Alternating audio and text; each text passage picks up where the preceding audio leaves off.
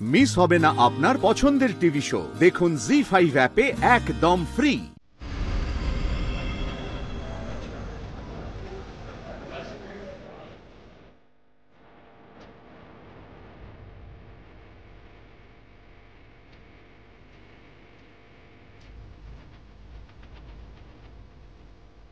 Case number 64201 রাজ্য বনাম ছন্দক মজুমদারের কেসের শুনানি শুরু হচ্ছে।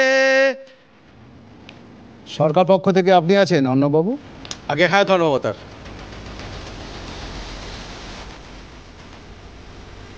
আর বিপক্ষে ডিফেন্সে আপনি আছেন Dhansiri Roychowdhury. Yes milord.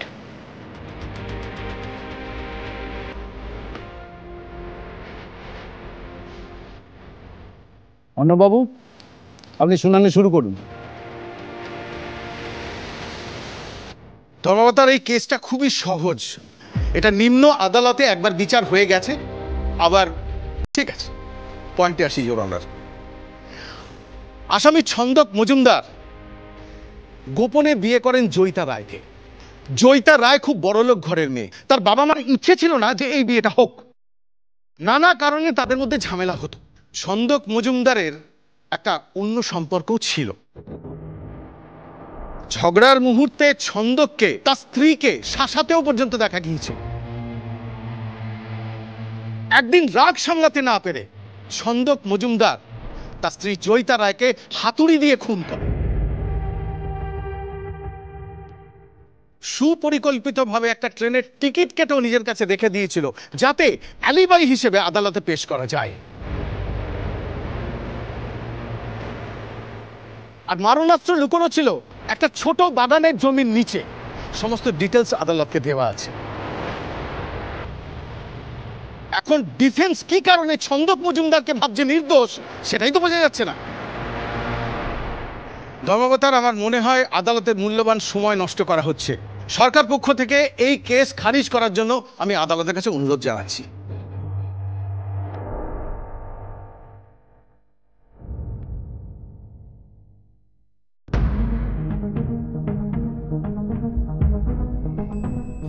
Defence, আপনার যুক্তি পেশ করুন।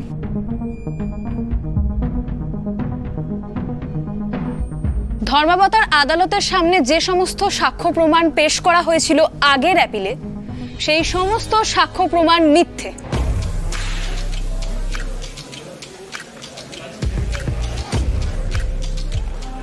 Order, order, order. আমার মক্কেল ছন্দক মজুমদার সম্পূর্ণ নির্দোষ। আমি আদালতের সামনে সমস্ত সাক্ষ্য প্রমাণ নতুন করে পেশ করার অনুমতি চাইছি। Objection your honour. একটা গোটা মামলার শুনানি হয়ে বিচার হয়ে গেল, এখন বলছেন সমস্ত কিছু ভুয়ো। এটা কি করে সম্ভব? Objection overrule. Thank you ধর্মবতার।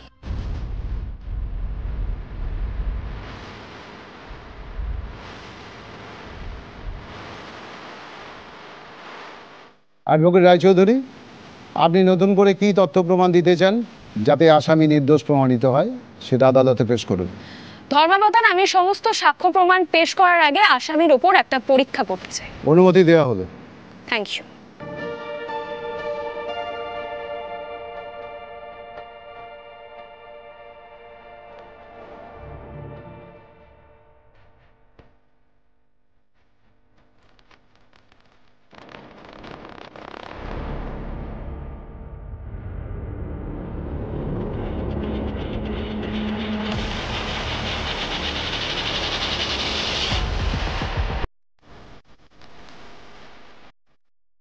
ছন্দক দাদা, ধরো।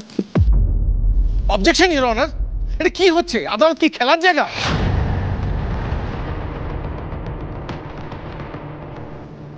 অ্যাডভোকেট রায়চৌধুরী, আপনি ঠিক কি প্রমাণ করতে চাইছেন? ফুলকি, তুমি নিজের জায়গায় গিয়ে বসো।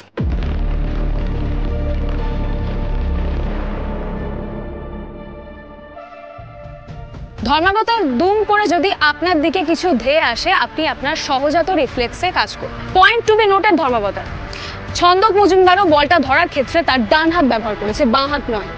তার মানে সহজাতভাবে উনি বাঁ হাত ব্যবহার করেন না।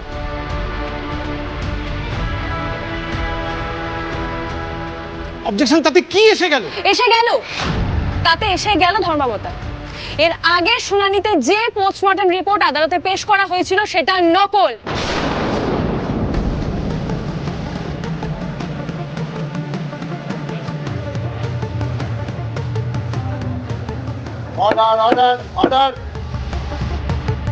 আসল পোস্টমর্টম রিপোর্ট আদালতের সামনে পেশ করা হয়েছে ধর্মাবতার।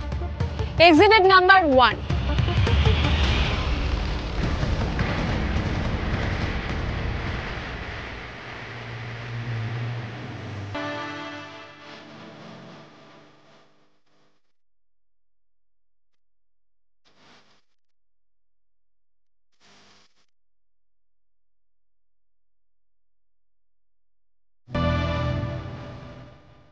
ধর্মাবতার এই রিপোর্টে স্পষ্টভাবে লেখা আছে জয়িতা রায়কে যে খুন করেছে সে বাঁ হাতি।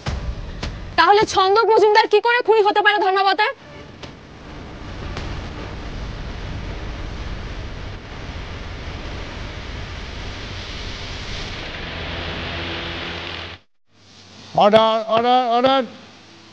ধর্মাবতার, আমার মক্কেল ছন্দক মজুমদারকে ফাঁসানো হয়েছে। ধর্মাবতার, এটা কোনো সিনেমা নয়, এখানে মন গড়া কথা বললে চলে না। একটা পোস্টমর্টম রিপোর্ট পেশ করা হলো, তার ভিত্তিতে গোটা একটা বিচার হয়ে গেল। এখন বলা হচ্ছে সেটা নাকি সম্পূর্ণ ভুয়ো। ধর্মাবতার, আমি এই কেসের ইনচার্জ শ্রী সদানন্দ বারিককে কাঠগড়ায় আনার জন্য অনুমতি চাইছি। এটা খুব বড়সড় অভিযোগ। অনুমতি দেওয়া হলো। Thank you, your honour. Sadananda Barik হাজির হও।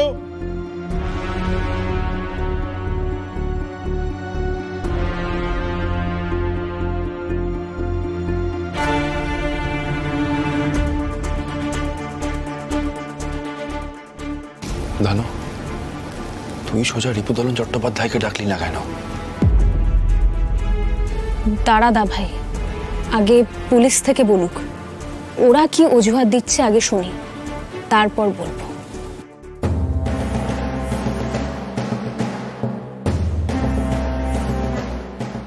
পিয়াল দাদা, দেখেছ ধানু উকিল কিরকম ঝানু উকিল হয়ে উঠেছে?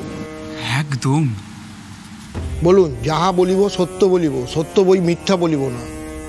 যাহা বলিব সত্য বলিব, সত্য বই মিথ্যে বলিব না।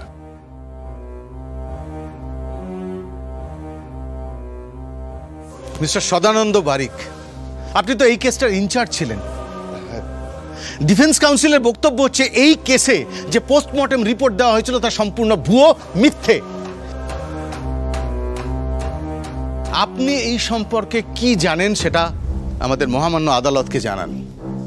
ধর্মাবতার, যে পোস্টমর্টম রিপোর্ট পাওয়া গেছিল সেটি কোর্টে পেশ করা হয়েছিল। একজন খুব নাম করা ডাক্তার রিপুদলন চট্টোপাধ্যায় নিজে এই পোস্টমর্টম করে রিপোর্ট জমা দিয়েছিলেন।